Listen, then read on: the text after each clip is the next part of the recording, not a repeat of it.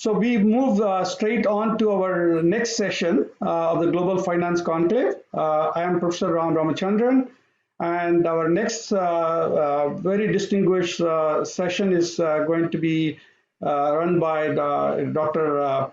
PTR Palanivel Thiaga. He is the Finance and the Human Resource Minister for the government of Tamil Nadu. He has been a outspoken a public servant and with significant policy and say educational background that I'll touch on briefly. But before that, I want to hand it over to Dr. Kumar to say a few words before I introduce Dr. Thiaga. Yeah, thank you very much, Ram. I would like to extend a warm welcome to all of you who are part of this program, the Global Financial Conclave, organized by the Jindal School of Banking and Finance and OP Jindal Global University.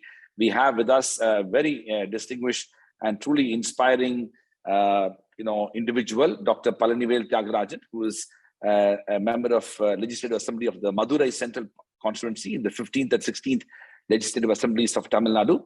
He is presently serving as the Minister for Finance and Human Resource Management in the government of Tamil Nadu. He is also the founding secretary of the DMK IT wing and founder of the Dravidian Professional Forum. He previously worked as an international investment banker at the then existing Lehman Brothers in New York and Standard Chartered Bank in Singapore, where he last served as senior managing director. Dr. Rajan represents the fourth generation of his family's broader engagement in public life, including in the Dravidian movement, and a third generation elected representative. His grandfather, Sir P.T. Rajan, was the former minister and chief minister of the Madras presidency, and his father, PTR Palanivel Rajan, was the former speaker of the Tamil Nadu Legislative Assembly and a former minister. Dr. Palanivel Thiaga himself obtained a BTech honors in chemical engineering from NIT Trichy, an MS in operations research, and PhD in engineering psychology from the State University of New York, SUNY, and an MBA in finance from the MIT Sloan School of Management. More importantly, Dr. Rajan has been at the forefront of a range of public policy reforms and initiatives even before he took over as the minister. And now, of course, with his current position as the minister in the state cabinet of Tamil Nadu, he is in a position to influence and impact public policy in numerous ways. I want to take this moment to personally invite him to our campus at the earliest opportunity. Let me also take a moment to briefly introduce the university for those who may not be aware of our university. OP Jindal Global University was founded as a philanthropic initiative of our founding benefactor and Chancellor, Mr. Jindal. I had the privilege to meet Mr. Jindal in the year 2006 and 7 after having studied in Loyola College Madras and Delhi University and Oxford University and Harvard University and the University of Hong Kong for many years. I was deeply inspired by my experience of education in these institutions and got to engage with Mr. Jindal, and he committed to establishing a world-class university in India with the three important commitments: one, to make a substantial financial commitment; second, to do it in a not-for-profit manner; and third, to ensure academic freedom and autonomy and independence. With that vision, OP Jindal Global University began its first academic session in September 2009 with one school, the Jindal Global Law School, and 100 students and 10 faculty members. It was a very modest beginning, and today we have just celebrated the 12th anniversary of OP Jindal Global University, and we have moved from 100 students to over 8,000 students, from 10 faculty members to nearly 1,000 full-time faculty members, from really a 50-acre campus to a nearly 100-acre campus, but more importantly, a significant number of degree programs ranging from UG, PG, and doctoral programs. The 12 schools that OP Jindal Global University has are the Jindal Global Law School, the Jindal Global Business School, the Jindal School of International Affairs, the Jindal School of Government and Public Policy, the Jindal School of Liberal Arts and Humanities, the Jindal School of Journalism and Communication, the Jindal School of Art and Architecture, Jindal School of Banking and Finance, Jindal School of Environment and Sustainability, Jindal School of Psychology and Counseling, and these are the 10 schools that are up and running. This year, during the COVID year, we announced the establishment of 2 new schools, the Jindal School of Languages and Literature and the Jindal School of Public Health and Human Development, both of which will begin its first academic session in August 2022. It's also important to mention that OP Jindal Global University, within a very short span of time, had broken into the international rankings. Today, we are ranked by the QS World University Rankings as India's first ranked private university, and also one of only top 500 universities in the world as far as the employment, employment of graduates are concerned. Overall, with regard to the global ranking itself, we are ranked top 700 in the world. As you know, the QS ranks only 1,000 universities among the 40,000 universities in the world. And India has nearly 1,000 universities. And among the 1,000, only 22 Indian universities end up being ranked by the QS World University Rankings. Also, I must mention that we are the only non-STEM, non-medicine university to have broken into these world rankings, and our law school is ranked #1 in India and also 76 in the world. In addition to these international recognitions, one of the most important and crowning glory of the OP Jindal Global University has been our recognition as an institution of eminence by the Government of India. As you know, 4 years ago, the Government of India announced the policy on institution of eminence. 10 public universities and 10 private universities were identified and given the status of an institution of eminence. We're the only non-STEM, non-medicine university which have been declared as an institution of eminence. I want to mention this in the larger context of what we're discussing today, which is about how do we improve the quality of higher education? How do we create excellence? How do we bring the best practices from around the world?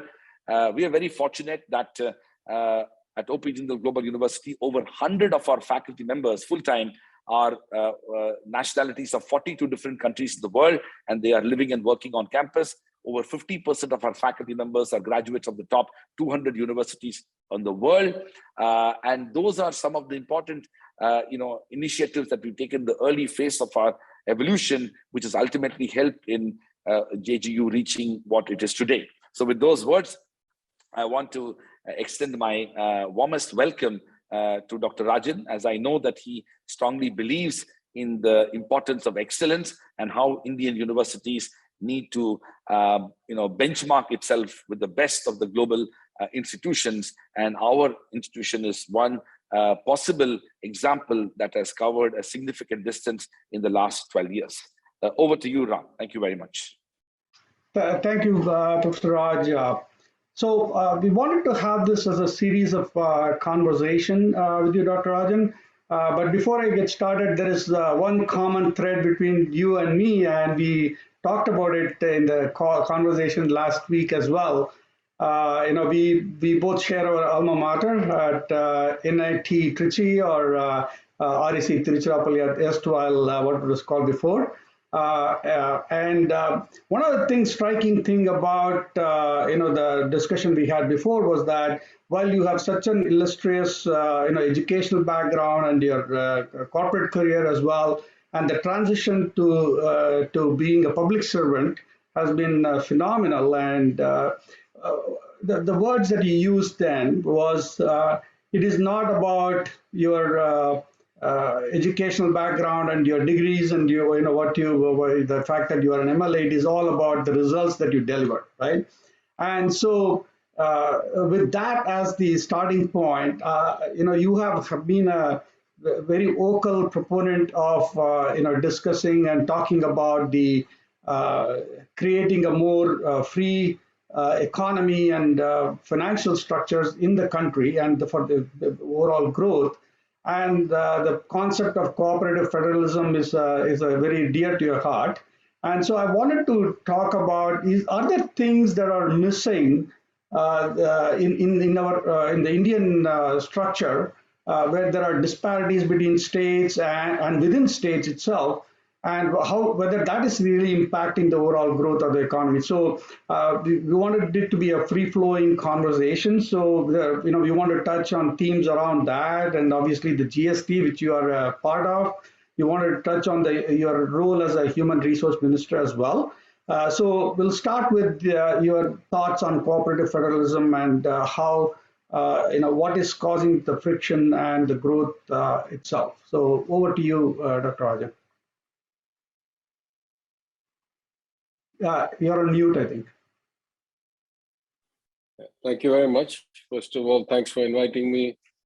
Thanks for the very kind introduction. I was very impressed to hear the Vice Chancellor's statement of how far you have come in such a short time. I completely agree with him and with you that centers of excellence and the development of a culture of professionalism, of standards and thresholds is crucial to the progress of any economy. So I think you're doing a very important job, and I commend that.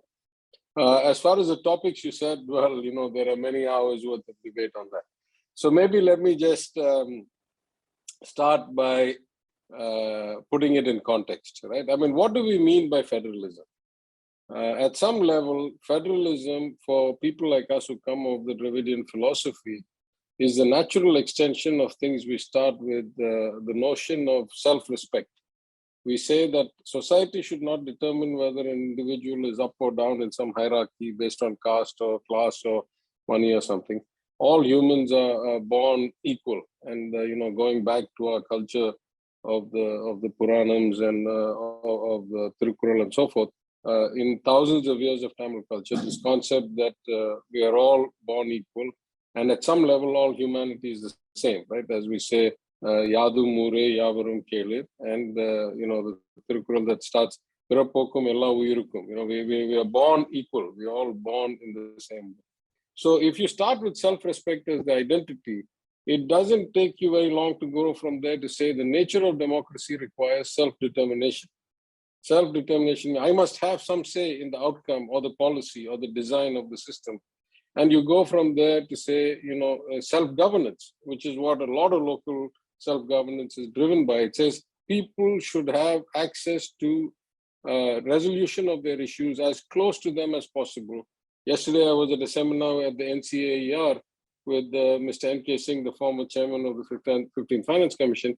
And he said this residual rights always go down. Whatever is not prescribed always goes down to the lowest level, is a feature of federalism. So under that setup, I would say that if you go from self-respect to self-determination to self-governance, federalism is a very clear extension of that.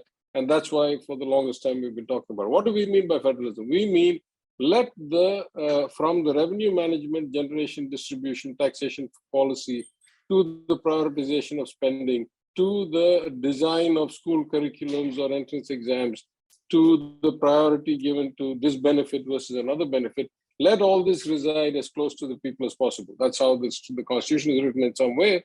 You know, things like sewer, garbage, roads, lights, water supply are all subjects of the local bodies, of the corporations, of the panchayats, because surely every village is different, every city is different.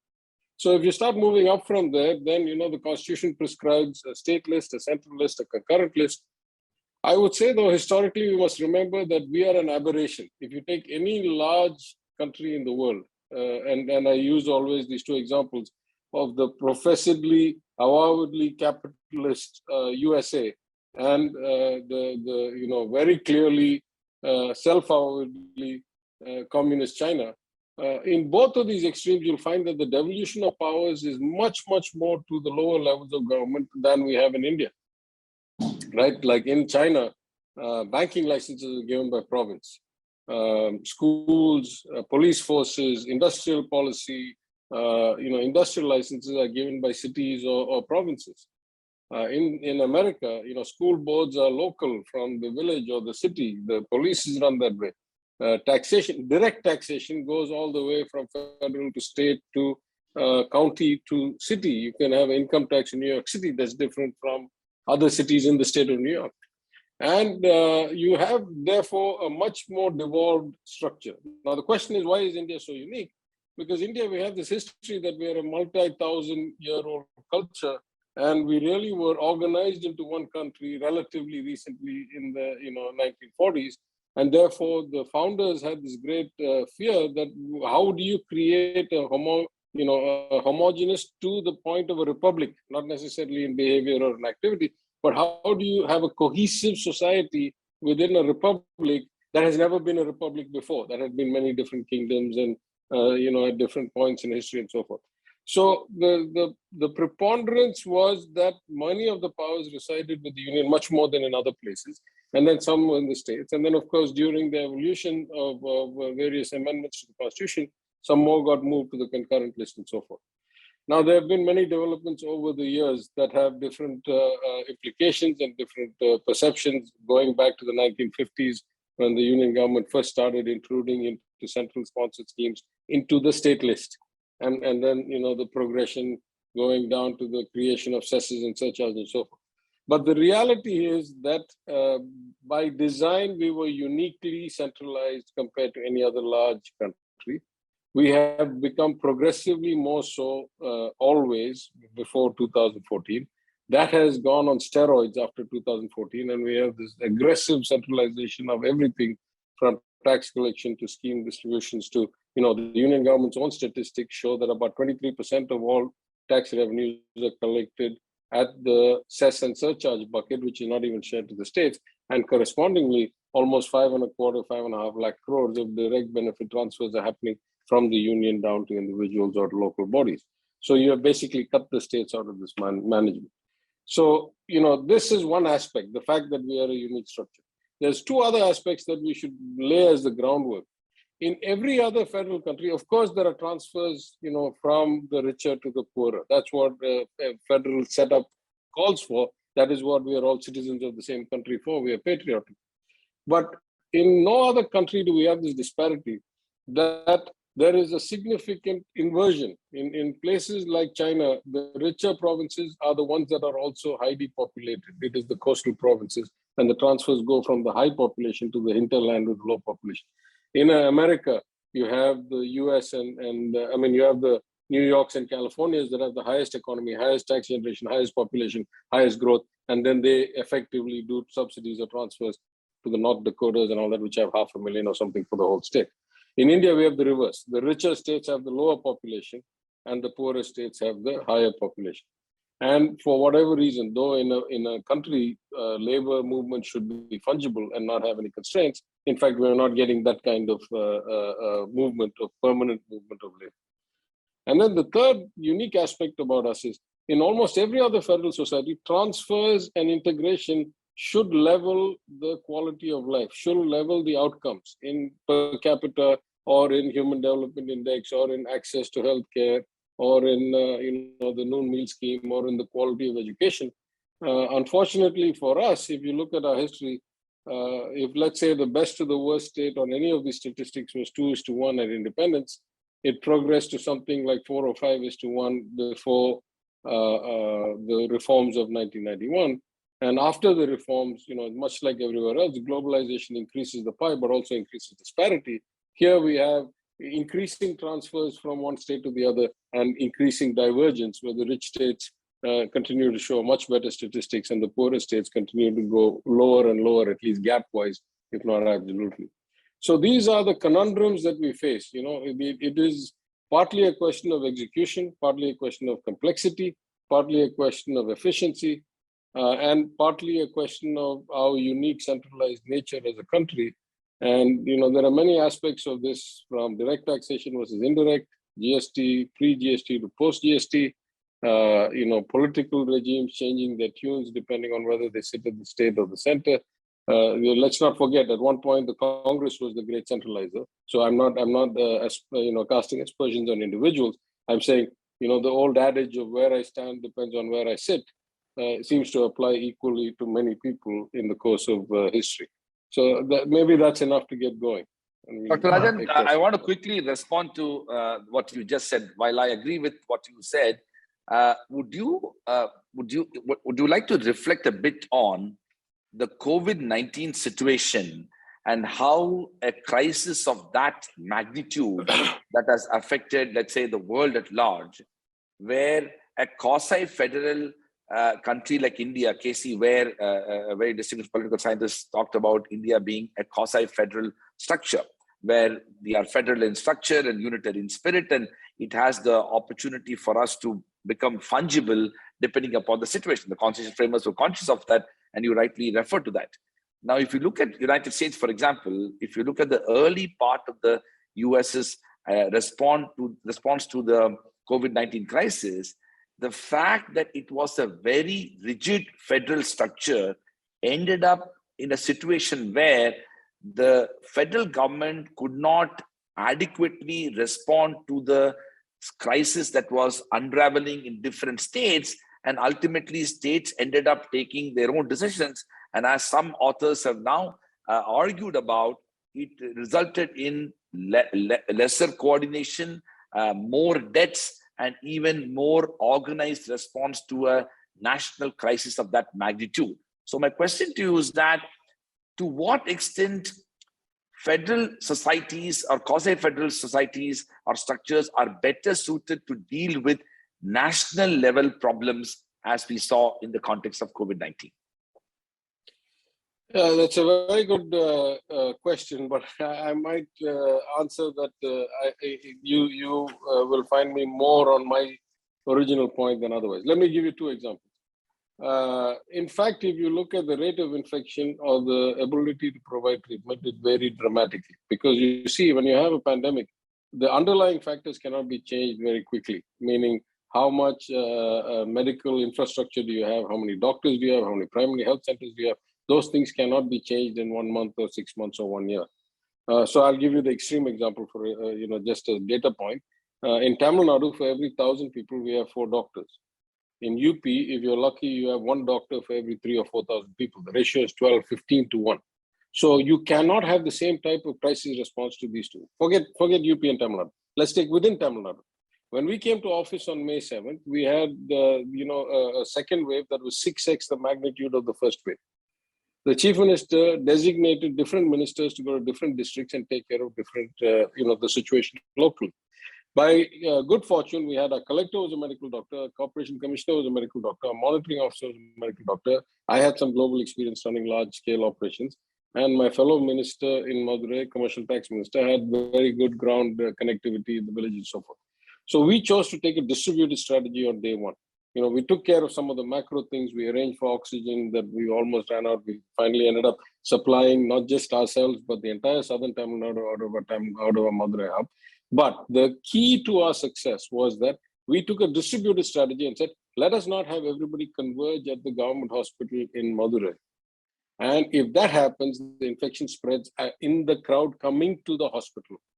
So we got 4,000 women's self-help group volunteer members, and we set up in every panchayat a 10-bed mini treatment center, in every district union 50 or 100 bed, supplied oxygen and concentrators there, and improved the test throughput so that no sample would need more than 12 hours to get a response, staggered the batching of the tests coming in so that not all of them came in at 10 a.m. We did a whole lot of basic operational things.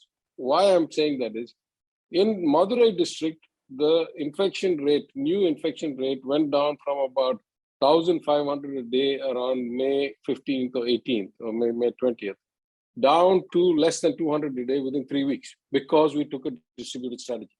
In Coimbatore district, it stayed above 1,000 for weeks and weeks. It took us almost till the end of June, early July to bring it down even to like 3 digits.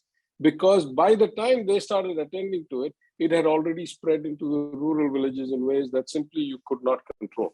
What we did was we prevented it. We had these volunteers go house to house, find people with symptoms, because it became clear that this new variant compared to the second one, the sooner you treated it, the sooner you gave the symptom alleviating drugs, the sooner you supplied the oxygen, the more likely the patient would get over the hump. The old one would take 1 week or 2 weeks to settle in, and then the worst spike would come. Here it was coming in the first 3 days, 4 days.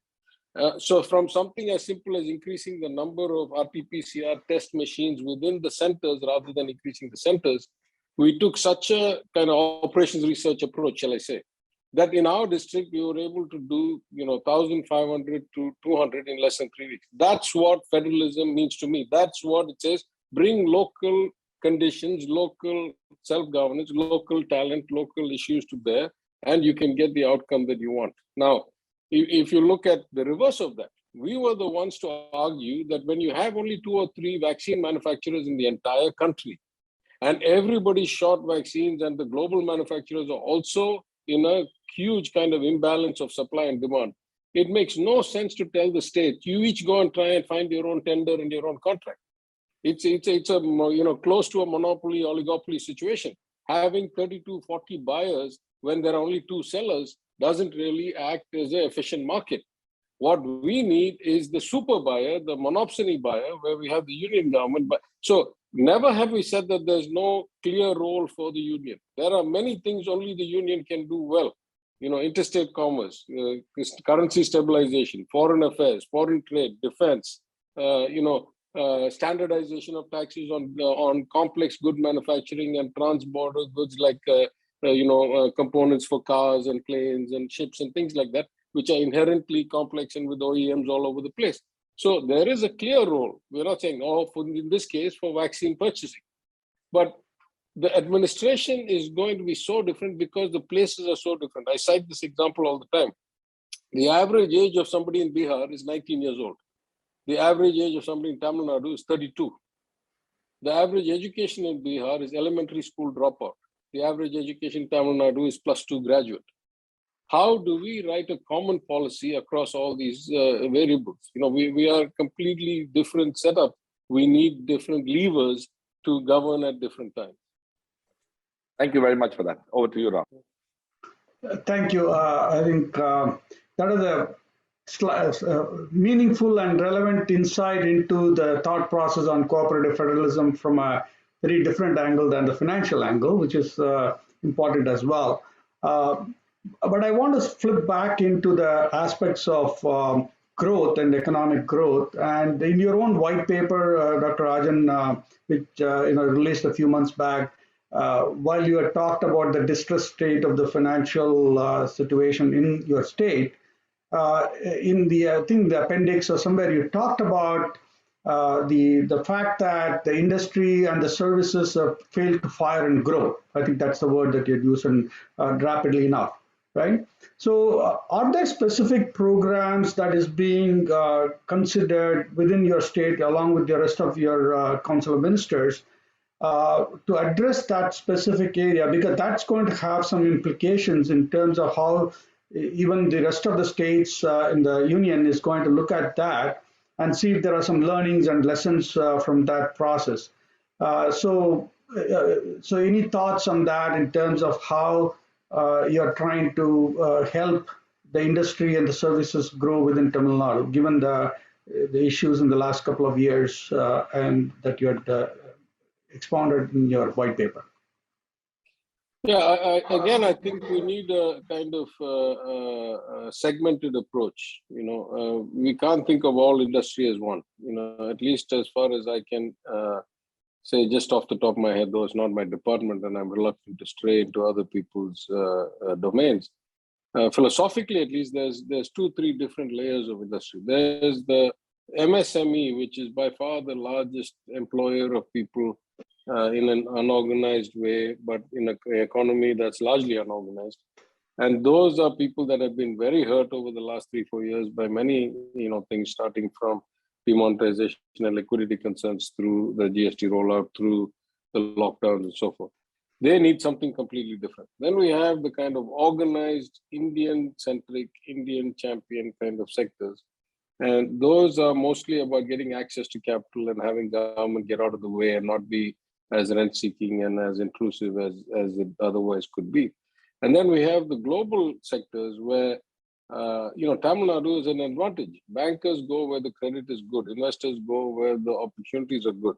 So Tamil Nadu is the #1 destination, for example, for World Bank or for, ADB or AIIB or all of these national development agencies, and also for many of the financial services companies and so forth. Now, we could have been better had we been better administered. That's a different story. But I would say things that are built, advantages that are created over 100 years or 80 years cannot be wiled away or diluted in 5 or 10 years. So the structural advantages we have, some of it is just geographical. We have a large coastline. We have, good airports and roads and so forth over the decades. Some of it is much more profound than that, is in human capital, because the Justice Party started both compulsory elementary education for boys and girls in 1921, because the whole Dravidian movement of self-respect said that we must start with education for all as the basis.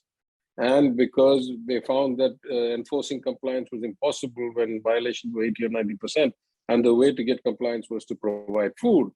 And therefore, we started free food in schools in Madurai and Chennai Corporation in 1921, and then to the whole. And successive regimes, whether it was the Congress regime of Kamaraj and then my grand uncle Bhaktavachalam, whether it was the ADMK regime of Mr. MGR, or in fact of Ms. Jayalalitha, some things never changed. We just kept enhancing. It went from free breakfast to free lunch for all poor students, to free lunch for all students, to free lunch with protein for all students, to increase protein for all students. So, you have these kinds of continuity in policy in the basic human development. And these debates have been always very clear about what comes first. So when people said, if you provide free lunch, the children will come to school and study for only the morning class, eat lunch and attend not the afternoon. Most politicians are okay with that. No problem. Let them study half the day. I went one step further. I said, if they're going to come just for the sake of eating, at least let's make sure they're not malnourished, because that's where you start. You start with making sure that their bodies are growing and their brains are getting enough, vitamins and all this stuff. So I think the human resource advantage we have, I'll just give you one statistic. Now, there's of course pluses and minuses to everything. I'll give you one statistic that is good and one statistic that is bad. The statistic that is good is, as of today, Tamil Nadu has a higher education gross enrollment ratio of about 52%. That means of the 4,25,000 students or so who graduate high school, about 52% of them, 2,40,000 or so of them, enroll in a degree college. That's phenomenal. That's higher than the US. That's double almost the Indian average, which is in the 20-something percent. Kerala is second at 30-something percent behind us. And many of the underdeveloped states are at 12-15%. That's the good part. The bad part is there has not been that good kind of matching of economic activity to output of academia and training institutes. So, for example, all the industrial training institutes of the government of Tamil Nadu together have an annual enrollment of 90,000 students. But we generate about 1.6 lakh engineers. The ratio is completely skewed. There are no jobs to absorb 1.6 lakh engineers, even including export and everything else. And there are not enough people to do skilled technical work like AC mechanics or computer mechanics for cars. Basically, car mechanics now have to be computer savvy. Everything is run with microcontrollers. And, pressure pumps and the fitters and joiners and electricians and all these things. So there has been less than ideal or stellar policy making on many fronts. We have seen the rains in Chennai and realized the lack of urban planning and the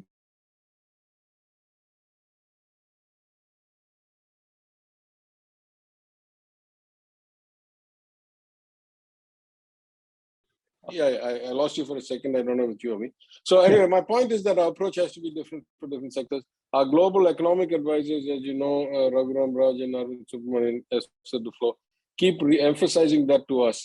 And we are focused very much on the MSMEs in terms of provision of credit, state guarantees, and the additional leveraging of the union government schemes, trying to bring them back onto their feet with training, with resources, with local attention at the district level.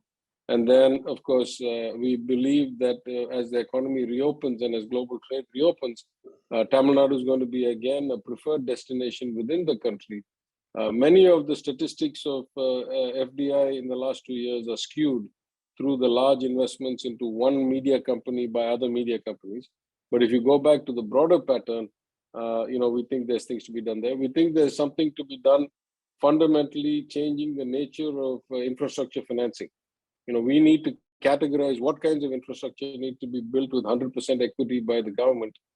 What can be done more as a 50-50 JV, bringing in technical partners with expertise, and what should be done with high leverage because they are high cash flow assets like bus stands from day one should be done with capital from outside and keep it light on us so that we can expend our capital in building zero return assets in cash, but high return assets in human development, like toilets in girls' schools and classrooms. So I think there's a lot of things we can do policy-wise that are within our control. And that's why we need federalism. We need more things to be done closer to the people, closer to the unique situation. I dare say that no other state has this unique profile of MSME to national level to multinational level, that Tamil Nadu has. Every state is different. Every state will need a different policy, how to bring growth to this kind of mix. Thank you, Dr. Rajan. One of the things that, I mean, of course, what you said is absolutely true, that every state is uniquely situated, but it is also the case that foreign investors in India, across the states of India, there is a certain degree of unease that has developed over the last maybe even a decade, that the policy uncertainty and policy, let's say, confusion with change in governments coming through creates a lot of volatility with regard to investments. And this is not only with regard to the functioning of the government, it goes all the way to the role of the regulatory bodies and even courts and judicial interventions on these matters. So as somebody who has done global public policy work, what do you think we should do? Because we are in a very awkward situation where the intent of our governments, regardless of whichever party is in power, albeit sending a particular signal, but at the ground level, there is so much of uncertainty that is increasingly creating a certain degree of discomfiture when it comes to foreign investors. Again, that's a very interesting question. I think there's 3 or 4 different angles to that. Let's start at the international level. At the international level, there are 2 huge positives for us. One is there is a glut of liquidity that has never been seen before in the world, right? Much of the excess liquidity of trillions of dollars that was pumped in by the developed countries' banks after the global financial crisis was not fully withdrawn before the pandemic hit. And then there was a huge amount of fiscal stimulus after that, plus more quantitative easing, plus more Reserve Bank, central bank of every country, liquidity generating. So we are awash in liquidity, as compared to any other point in history. There's probably, as a percentage of the world's GDP, there's huge amounts of liquidity floating around the system. We see the impacts of that in stock market valuations and IPO pricing and real asset valuations even around the world. So that's a good thing in the sense that there's so much money, everybody's looking for something. The second is that, pre-pandemic, the China trade kind of frictions, and post-pandemic, the reliance that the realization that you can't be over-reliant on one supplier have created a room. And I would say, though I'm not directly involved in the markets these days, I have never seen the demand for India risk at a global level that we are seeing today. So that's the positive. Now come to the point, the policy points you said. Of course, at some level, the sovereign is the fundamental basis of all risk calculations. So if the union government's policies are a bit sometimes inward-looking, sometimes external-looking, and imbalanced. On the one hand, you say make in India for export and drive the agenda. Then on you say no, Atmanirbhar, I won't allow imports. No country is that silly that they'll allow you to keep on exporting to them without you taking their goods. So you have a problem of policy imbalance, which is going to be a bit give misapprehension to investors and so forth. I agree with you. But there's something much more profound at the national level that worries me, right? If you start with the notion of what is it that drives growth, for those of us who studied economics very late in life, the sanctity of property rights, that they should be inalienable, that they should be enforceable, and that they are not subject to the whims and fancies of either regime or, above the law activities, is the building block in some sense, going all the way back to the Adam Smith understanding of the world. And closely followed by the ability to get timely, predictable, transparent, fair outcomes to disputes, because disputes will arise all the time. In this case, if I was to take that analogy to the market, the reason why places like the US, the total debt market of the US is 80-85% funded from the markets, and only 10 or 15 comes from the banks, is because they have functioning, transparent markets with precedents for what happens when something fails. There are workout mechanisms, there are precedents. There's, if it fails, you'll get back 60 cents on your dollar within, 1 year. So you have a predictable outcome. So investors want predictability. Investors want stability. Investors want, especially fixed income investors, want to know what happens if things go badly. If things go well, fixed income investors are capped. They can never get better than the coupon return, the interest rate on the bond. And as you know, very few projects at the level of multi-billion-dollar infrastructure or large investments can be made with equity. They have to be financed by debt. In fact, when I was at Stanchart, the rule of thumb was that if a country's GDP growth is predicted as X, then we should allocate 2X as the credit demand growth in that country, right? Because most emerging countries require a lot of credit. So in this context, then we have structural limitations that, as you say, go all the way to the judicial system. We don't have the luxury of timely, predictable resolution of workouts. Yes, we have had the introduction of the bankruptcy code, but there's not really a great track record of many things that have happened, because many players in that process are nationalized, from the banks to the asset reconstruction companies to the kind of the large infrastructure companies, some of which are nationalized companies.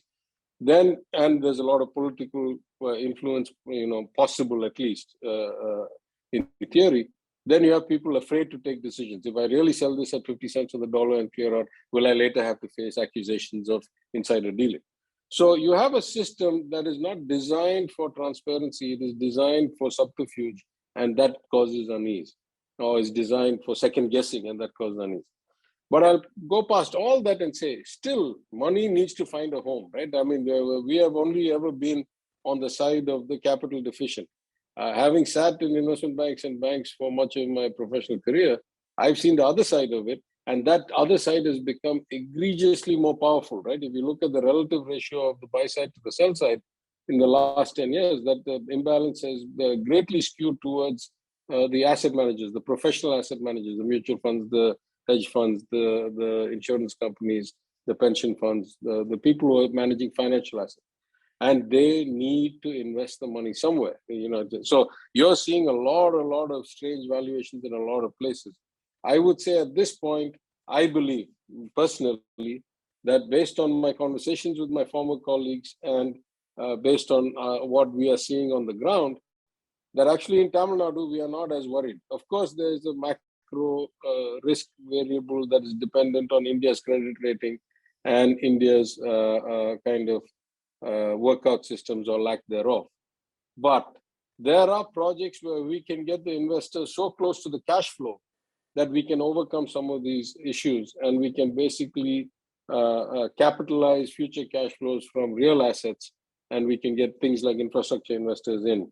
And we believe that by next year, we will be in a position. We needed to do some cleaning up ourselves of our administration because we came to power after 10 years. There are a lot of things that had gone to seed. So I have been very clear in my budget speech that I want to have put in an infrastructure that gives me comfort. For example, we are re-examining our whole funding entities and whether they're optimized or need to be restructured, whether we need this many PSUs. So there's a lot of things going on. And once we have that in place, I believe that the global appetite, despite the longer term issues that you point out, I'm not even talking politics, I'm not even talking policy, I'm saying the system doesn't work as well as it should to give investors comfort. But despite that, there's so much liquidity in the world and there's so much need to diversify out of China that we are still in a relatively good place where the positives outweigh the negatives. Thank you very much, Ram. Yeah, sure. You kind of touched on the other aspects of your portfolio, which is the human resource minister, and you have a very unique role in that respect. It is not the typical personnel management, especially at the state level, because HR has been handled at the central ministry. But it looks like you are trying to reimagine as how human resources and skill development needs to be brought forth. So from that perspective, what are your ideas and thoughts in terms of promoting the skill development as well as in terms of employability, because the unemployment is somewhat raging at this point in time. So to address some of those structural issues, as a human resource minister, what are you thinking about, and how do you interact? Again, going back to the federalism construct, what is your modus operandi with the center as well? So thoughts on that? Actually, I have an easy answer, but after the easy answer, just so you don't think I'm ducking, I'll move to the other aspects. The human resources is a misleading name because in Tamil Nadu, the Honorable Chief Minister renamed the Personnel and Administrative Reforms Department as the Human Resources Department. I am not the Human Resources Minister for the people of Tamil Nadu. I am the Human Resources Minister for the government employees of Tamil Nadu. So I really only look after the personnel of the government of Tamil Nadu. And the Human Resources Minister of Delhi equivalent sits within our labor department, where we have the skilling and where we have the training departments and so forth. But as a former investment banker, as a former consultant, I would say that as often as I would say that the finances of the governments have not been run particularly well or professionally, or the systems have not been developed to keep up with the complexity, I would also say that not enough attention has been paid to the personnel, the human resources of the government, and how they are recruited, how they are promoted, how they're paid, how their performance is set up, how they're evaluated, how they're checked, and so forth. So there's a whole lot of reforms that need doing, in my understanding, and we are starting. We have announced some of them in the assembly. We are going to also, let me just give you some statistics that will tell you what the problem is. On the one hand, the sanction strength of workers for the different departments of the governments of Tamil Nadu is somewhere around 1.4 to 1.5 million. On the other hand, the actual occupancy rate is somewhere around 930,000 or so. So we have on average between a 30 and 35% vacancy. On the one hand, you should say, will that reduce the quality of service and the delivery to the people? On the other hand, you say, even at this level, we struggle. Almost 70% of our state's own revenue goes towards salaries and pensions. Were we to actually fill the role, we'd have to rely on central transfers before we ever started operating a scheme.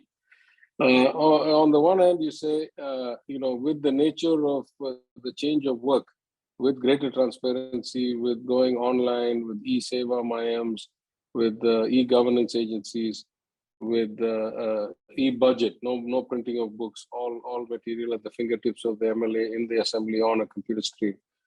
We should require fewer people. On the other hand, you say these people should be trained completely to a different level of skill and understanding than what they were brought in with. In any event, we have something called the TNPSC. Now, just to give you the breadth of what the Human Resources Ministry involves, it includes the TNPSC, which is equal to UPSC, which is the recruiting, and then TNPSC has like Group 1, Group 2, Group 3, Group 4, etc. It includes the training institutes, the Anna Training Institute, the Bhavani Sagar, which is to train government servants to come in. Of course, it includes the inspection and the investigations and all that stuff. But it includes, for example, the Department of Vigilance and Anti-Corruption, the funding of it, at least, though it operates independently. Same way, TNPSC operates independently, but we fund it and we, said we are the home ministry for it, if you will. It includes the Lokayukta. It includes the Right to Information Commission. So there is a broad set of functions that are related to the human resources of the government. And in my limited understanding, or at least in my view of the world, shaped by being in industries where human resources were hugely crucial to the outcome, I feel like the system has not been properly designed or properly updated. I'll just give you one technical point because you have many students here. The TNPSC runs something like 70 or 80 different exams. There's something different for horticulturalists, something different for botanists, something different for, agriculturalists, etc., etc. The question I ask is, if you have a state where you have 52% of people enrolling in colleges, and many of them, I assume, get degrees and come out, do I really want to be testing again for competence in botany at the Public Service Commission? The Public Service Commission should be an aptitude test like in other places, some written, some interview, whatever. But the more standardized I make the test, the more I remove subjectivity. Therefore, I remove corruption and backdealing. I can introduce randomization, and I can have a standardized paper in different sequences. I can have machine-read answers. I can increase the throughput, and we can really produce the number of servants that the departments ask for, public servants from the Public Service Commission that the department asks for. Right now, we are backlogged 2-3 years worth. And once you have this much backlog, then the departments start doing things like either temporary hires on consolidated pay when the quality goes down even further, or it starts kind of cutting corners on the number of people.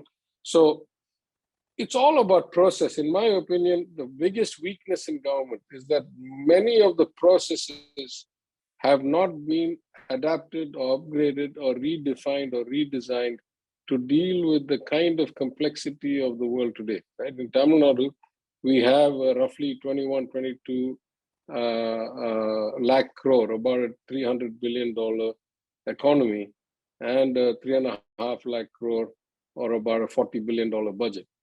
I don't think we have the infrastructure to efficiently administer either administer or support those. Those are the things we need to be building to improve outcomes.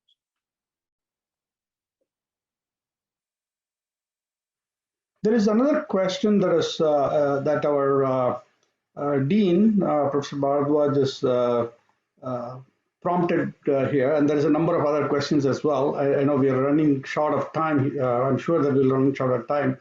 So, so his question is that you have constituted this, Tamil Nadu Economic Advisory Council made up of people from very different political, philosophies, whether it is Dr. Arvind Subramaniam, Dr. Rajan, or Esther, Duflo. But, the question is, in general, whether it is in Tamil Nadu or in broader India construct, do we need to have more learnings from academics? While there has been a clear, focus on the polity and the politics of it in terms of listening to people from the political arena, is it time and to start enhancing the profile of academicians from a technical, governance standpoint? Is there a role for that, and what are your thoughts on that? Yeah, let me just say 3 things quickly so we can take a couple of other questions. One, we purposely found people with different backgrounds and different views. What is the point of having 5 people with the same philosophy? That's nothing. So we got people, and they were very keen that they didn't want this kind of formal every 6 months write a report and then whether action is taken or not. They wanted to have a dynamic. Either we ask whenever we feel like, or suo moto, they tell us whenever they feel like. And as I've said in many places, including an op-ed in the Indian Express in Delhi a couple of days back or 10 days back, they have had an imprint on our approach to pensions, on our approach to, old age pensions and disability pensions, on our approach to MSMEs, on our approach, I think we're the only state that has an explicit several month-long bring back to school because COVID may have permanently damaged the relationship between students and school in the 1st to 8th grade program. Many of these things are driven by their advice, and they like that and we like that. They like that they can just pick up the phone and say something or send an email and we act on it. And we like that we can call them whenever we want for what we want. What is our problem today? Do you have a view on that? So I think that is the, of course, we want more technical input. Of course, we have many advisory groups being formed. Of course, we have, the need to take the best, for example, on the GST, one of the leading tax lawyers of the country reached out to me and said, can I set up something and help you? And I said, please do that. So we have something coming over there. I'm taking, inputs from different places. We're going to beef up the data and analytics team. But there's a third component here, which is that even what you think happens doesn't really happen that well. That is, the voice of the polity is not always heard that well in the government, or for that matter, the actions of the government are not always understood that well in the polity. So, of course, far be it from me, I'd say that, our current Prime Minister and his team are relatively political geniuses, but even they are not able to penetrate certain places with certain messages. And I think that is something that as a party and as a government, we find that the government has far less connect with the people than the party does. We find that the government gets far less feedback from the people than the party does. And so those are things that I hope to improve. And, first connect the people and the government much more closely and much more frequently and much more with the feedback loop. Do something, get feedback, adapt, get feedback, adapt, this loop.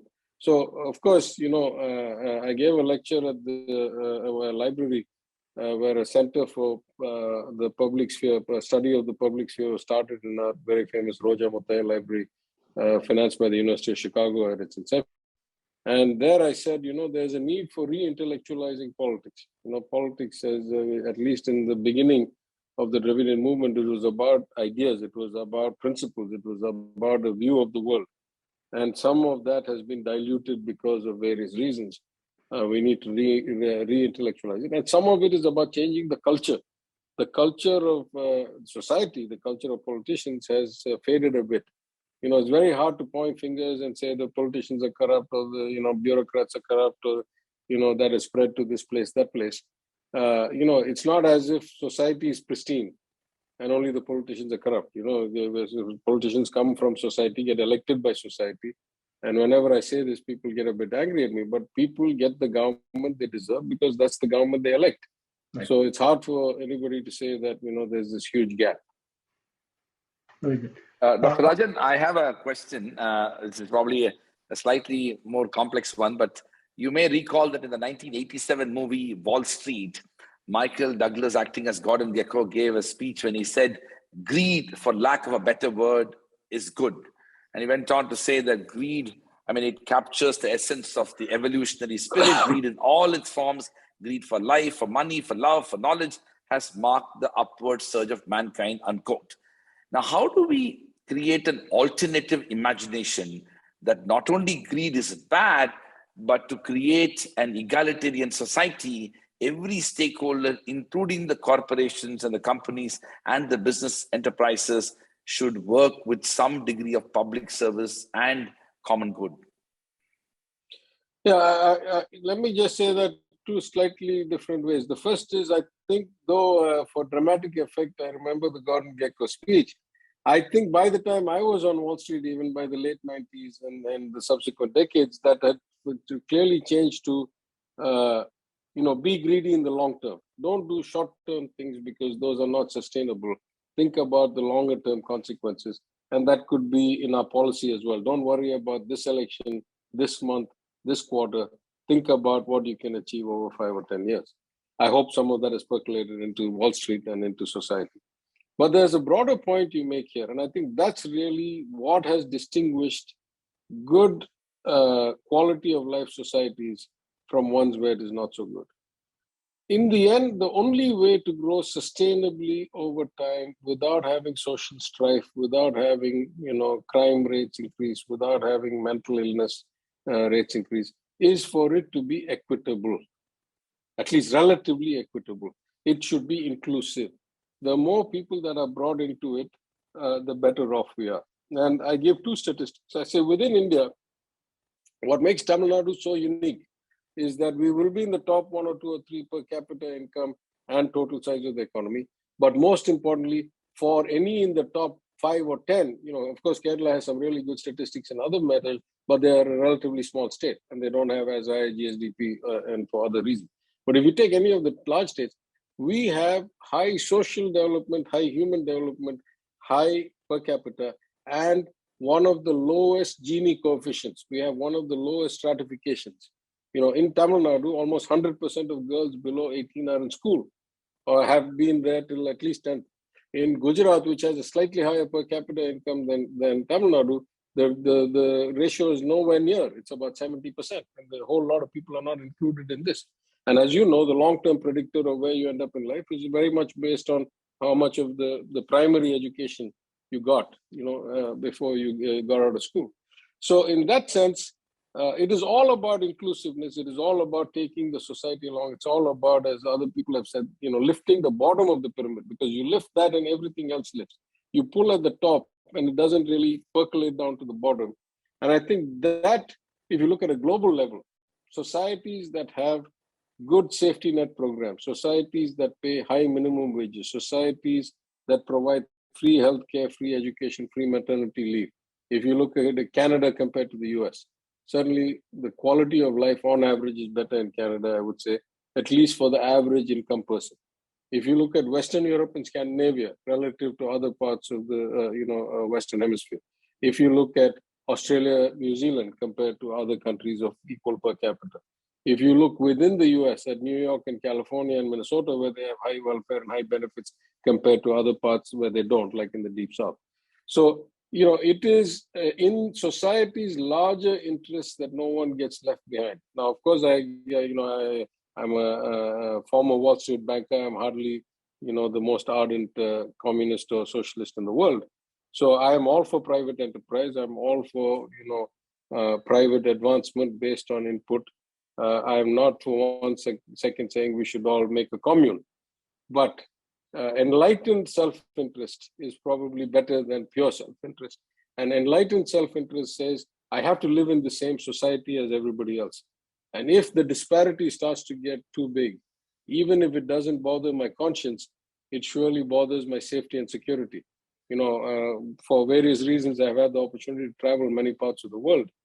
But places like Nigeria, places like Venezuela, I have not been able to step into the car from the hotel or go from one friend's house to a dinner without having somebody in the car with a gun. There are societies where once the stratification becomes beyond acceptable, violence becomes the way of life. And anybody who has a car is basically a target, right?